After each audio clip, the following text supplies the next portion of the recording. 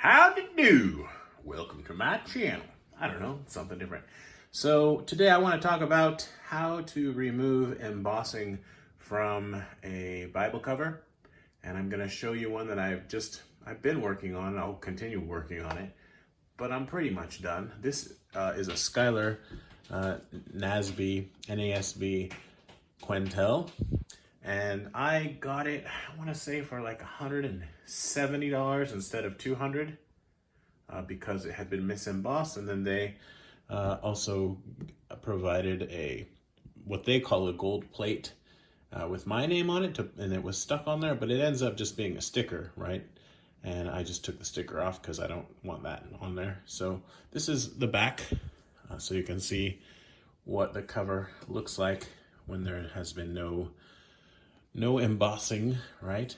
Okay, and so sorry for bumping the tripod. Here's the front.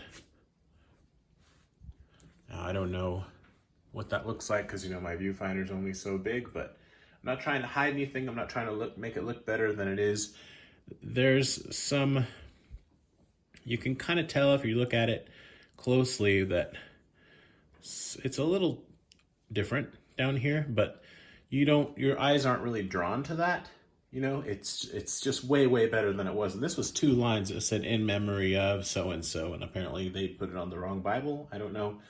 And then also, I think I got it even a little cheaper because they were concerned that some people would be not fans of this kind of scarring on the leather, but I love it. It's so cool because it's like centered right above the cross. I don't know how that's showing up on camera, but in any case, our brother Bo Tate has talked about basically how to remove, the embossing, and he has said essentially you take a toothpick, right? Well, if I can pick it up, right, and some WD-40, and that's what I do, Now I'm hesitant to recommend WD-40 or any kind of like oil or leather cleaner because I don't want to be held responsible, so I'm not going to do that. But honestly, if you're patient enough, patience is really key for this. Even just without putting anything on there or just oil from your hands, like over time, you can get the job done. But I want to go a little bit deeper into this, okay? So I'm going to assume that you're using WD-40 and I'm going to tell you what I've done. But again, I'm not recommending any sort of liquid thing on your leather. That's something that's kind of like at your own risk, okay? But I'll tell you how it's worked for me, and I haven't had any problems, I don't think. You know what I mean? I'm not like a super pro. So the first thing is, when you are spraying WD-40, now it's important, this is a leather-lined cover, and there are different kinds of leather linings as well. This particular one is such that you can bend it around and it's gonna sort of recover, you know what I mean? So that's really key, and that made it easier for this. I've done this on a few paste downs, and it's much more difficult because essentially if you want to do it well, you need to peel up the paste down so that you can get access to just the leather part and bend it around a bit. And the reason for that is the way that I look at this is when you have someone's name or whatever here, it's kind of like they've created artificial wrinkles in the leather, right? And what you want to do is kind of bend it around to loosen up those wrinkles, if that makes sense, as much as possible. And then what I do is I try to create new ones to sort of cancel those out, right? Again, if that makes sense, but getting ahead of myself. Whenever I put WD-40 on this, now really what you should do is put a little bit in like the cap of a bottle cap or something like that, something really small, like just a little tiny cup, whatever. Just put it in there and then use a Q-tip. Or a cotton swab, right? And so that you're not spraying it everywhere, and then just lightly apply it and let it sort of soak in a little bit because it does loosen up the lettering, the gold. It's not gold, I'm sure, but whatever that is, the metallic lettering, right? Yeah, and then you take the toothpick and you very gently go like that, right? Scratch around at it. You don't obviously want to push too hard, but this leather is pretty durable. You're not probably going to damage it. You don't want to stab at it. But now what I do is I sort of trace over the letters, and then I'll kind of go like this. You do want to be careful though, and recognize, especially depending on your particular Bible, these are dyed. Like this one's green, right? So there is a slight tad discoloration here. I don't know how well, again, it shows up on camera. It's very minor, you know, and as the days pass, it seems to be like less noticeable, but there is a little bit of a difference. But I'd rather have a slight discoloration than somebody's name, you know what I mean? Like at the end of the day. And one of the cool things about this, besides just that I can get the Bible cheaper, is I end up handling the Bible more and more, like this particular one, because I'm spending so much time trying to get this name out of it. And then it kind of takes on a special, I don't know, like a sentimental value, because it's like I don't know, it doesn't make sense, but I just spent so much time handling it, and it makes me want to read it more, and it makes it more special to me. So I prefer to just buy a new one and not deal with it. But in this case, I think they didn't have any green ones left except for this particular one, and it was discounted, so I took a chance. And yeah, anyway, so you spray the WD-40, you do the thing with the toothpick after letting it soak a bit, and maybe repeat that process like 5 times, seriously. Be prepared to spend a few hours on this, like if it's important to you. You know, like off and on, let it rest, let the leather rest, kind of breathe, recover. And the reason I have this out, and I meant to mention that, is just so that when and maybe something even bigger would be better, something plasticky, not something paper, I mean, this is obviously paper, but it's glossy. The reason is if the WD-40 or whatever you're using goes off the edge here, it's not gonna get on the book block. You definitely do not want that. So have something, I mean, it could be really anything. It could be this. I live in Japan, so this is the kind of stuff that my daughter likes to look at. Right, so that would be perfect, right? But I'm not gonna do that because then my daughter has WD-40 on her sticker book or whatever. So this was handy, and this is what I use because I'm not sloppy. It's just gonna stay in that area. So I do that, and then like a lot of times, and then usually there's going to be a little tiny bit of the gold stuff left over, but over time it does come off. So you get it to a point where you're ready for the next step, and make sure that you've got all the WD-40 off. And there will be a bit of an odor, but that'll go away over, you know, within a few days, basically. Unless you just like totally drenched it, in which case it'll take longer. But there are worse smells, I suppose. Depends, I guess. Right, and so the next thing that I do is actually something that I've never heard of anyone else doing, and this is pretty odd. And this I don't think is a step that's sort of like, I don't know how long I was out of focus, always, seriously. Like crucial, you can skip this step because probably most people don't have something like this, but if you have a toddler, if you have one of those ear sucker things you squeeze it and I forget what they're called, but it sucks the stuff out. I have one somewhere, but we haven't used it for so long. And if you put it right on here, you can sort of pull up because, right, you've got the liner and then the cover, and if you can sort of suck on it, basically, it's going to help to remove the indentation created by the embossing. I have this, and it's basically a tiny little vacuum, right? And I turn it all the way up to full power, and there's 2 ways to do it. It's got this tip on it, and I can just put it right here where there was a letter, and I just leave it on there. I'm not worried about hurting the leather, right? But I've found that if I actually remove this hard plastic tip, this is like a rubbery one, I can get a lot better seal, so the suction is more sort of noticeable. Maybe I should zoom in a bit because this is sort of the main thing we're talking about here, all right? So you can get a better idea just how, like I said, there were 2 lines in memory of so-and-so. And so one way to do it is just to go over it slowly. And again, don't be afraid of hurting the leather with this if you have something like this. But also, something I have done is kind of going over it like that. Anyway, that's something I do, and I think that it works, but I don't think that it's essential, right, to the process. I just wanted to mention that because I think it's sort of an unusual step that I do.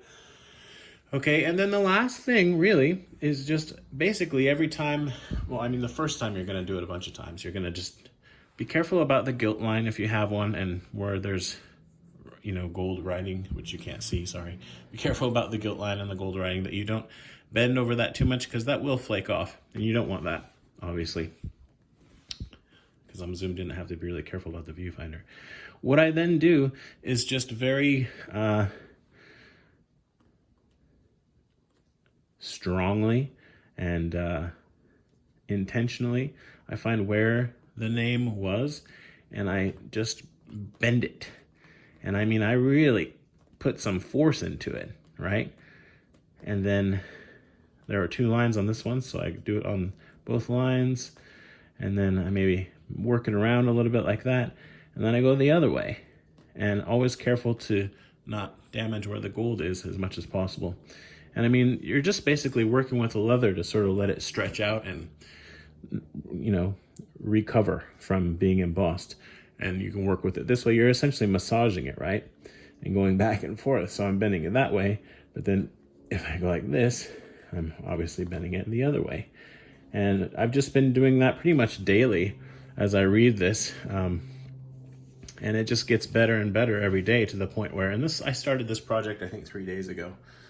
You really can't tell that there was a name there. It just kind of looks like, I don't know what it looks like. It looks awesome. I mean, I'm actually impressed with, especially this last day or two. It's just gotten really, really good, because sometimes the leather just needs some time to rest and recover. Another thing that you can do if you want to really be hardcore is you can create, or attempt to create, I guess it depends, a new sort of, like I said, wrinkle. So you can fold it, let's say just right on the place where you want to cover up the name, right? Fold it like that, and then I use these really strong clips. I bought these in Japan, they're whatever, but this is what I happen to find. But they're wicked strong. I mean, you can get bigger ones too that are even stronger, but this I think was sufficient. Probably even stronger ones would maybe be a little better, but this is what I found. And you don't want to put this directly on the leather, because you might actually create some kind of a mark that you don't want, right? So what I do, just to protect it, is I take a paper towel, just keep it simple, and fold it over like this, right? And that actually is going to add to the strength of the grip as well, because it's a bigger thing. And then I'll just leave it like that overnight, right? And so when I come back the next morning, after having been here for, like, let's say 12 hours or 8 hours, it's gonna be like that. It's not a problem, right? This is leather, no big deal. And then I kind of work it a little bit like this.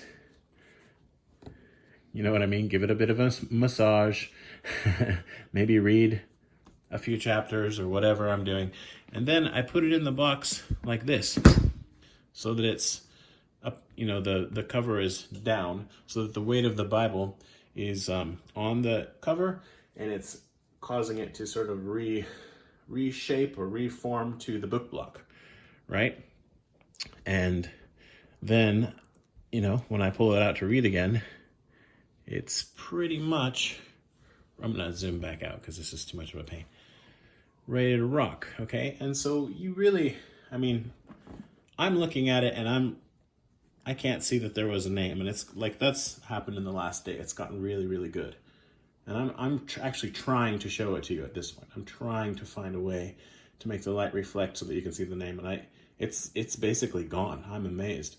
Now, as far as the discoloration, that you might be able to avoid that. I did make a mistake with this one. I got a little bit overeager, and I think I took a paper towel. I might have taken a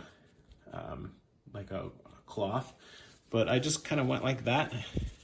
And that's really not a good idea, actually, because since this is dyed, you can remove some of the coloring and it's going to cause that discoloration. But I've kind of lucked out, because this, I mean, it almost looks like there's nothing happened, because you've already got, especially with something like a Highland goat skin. I mean, this is a natural goat skin and it's pretty good. But the more wrinkly your leather is, the more you're going to be able to get away with sort of, you know, working with it and trying to create new ones. But before I made this video, I actually didn't realize how sort of well done, I don't know what I'm trying to say, like how much the name has just really, and the writing, because again, it was 2 lines, not just one. Usually it's just like, you know, John Smith, right? But this was in memory of Jonathan L. Studebaker or some. It was really long and it was a lot, right? But now it's, I don't know, it's kind of nothing, as you can see. So I know this was a little longer, as usual, for my channel probably than what it needed to be. Oh no, you can see stuff on my table. But I wanted to share that. I said a while back that I would, and I'm finally doing it. Again, I don't think that you need the sort of suction machine, but if you have something like this, you might as well give it a try. 'Cause, you know, this leather is tough, and you're probably not going to hurt it, but just, you know, be careful. Don't stab it and stuff, but definitely bend it around and massage it. Just, again, be careful about the gilt line, because you can damage that, and then this kind of writing on the inside. If it's a paste down line, I'm just repeating myself now, but if it's a paste down liner, if you're able to very carefully peel that up, like if it's a sort of a vinyl one, then you can have some success. You're not going to do as well. This is the best I've ever seen for, I mean, this is the best I've been able to do. I've done this with like 10 Bibles at this point. But you'll be able to have it, you know, better than it was. It just depends on how much it bothers you and stuff. Like, for example, I had one that had, or I have a couple that have initials on them. And I thought I would just sort of, I'm sorry, I can't remember how to talk, change the meaning of the initials, right? So instead of the person's name, I just made up an acronym for what they stood for, and I thought that was pretty cool. So if somebody ever asked, what does that stand for? I could say, and it's a conversation starter, and it's not, you know, it was just 3 letters. And I thought I might keep it that way, but at the end of the day, I was just like, yeah, I know how to remove those, and I can do a pretty good job, so I just did it. You know, and another thing is, if you're thinking about buying a premium Bible that you want to pack around and actually write in or whatever, and you don't want to be worried about damaging the gilt and stuff like that, one of these with the embossing is a great option, because you don't worry about it as much, because it wasn't perfect to begin with, right? So this might be a great starter Bible for somebody who's just getting into premiums, or somebody who wants to have a premium that's just like, you know, you don't baby it quite as much. But anyway, I actually have grown to love this Bible even more, because I've spent so much time kind of trying to train the yap and stuff a bit too, because it does have a little bit of yap. And then trying to get this off, and then these very subtle differences in the ribbons, just little things about this. I love Skylar, and they're my friends. I wish they gave us just a little more yap, but there is something. It's not like there's nothing, so it's all good. Awesome, awesome stuff. Thank you for watching, and I hope this was helpful. Don't blame me if you put some kind of weird stuff on your Bible trying to get this off and you mess it up, because that's something that can happen. So, you know, take your time and, you know, give it a nice massage, and know that over time it will get better. Just be patient. But like I said, this is after 3 days of, you know, I read it probably 30 minutes to an hour a day, I guess, the last 3 days I have. And it's, I mean, wow, the name's gone. It's just gone. When I watch this on the big screen, maybe I'll see something, but I'm actually amazed that it looks as good as it does. So thanks for watching, and good luck with your name removal. Don't steal someone's Bible and remove their name. Okay, love you, bye.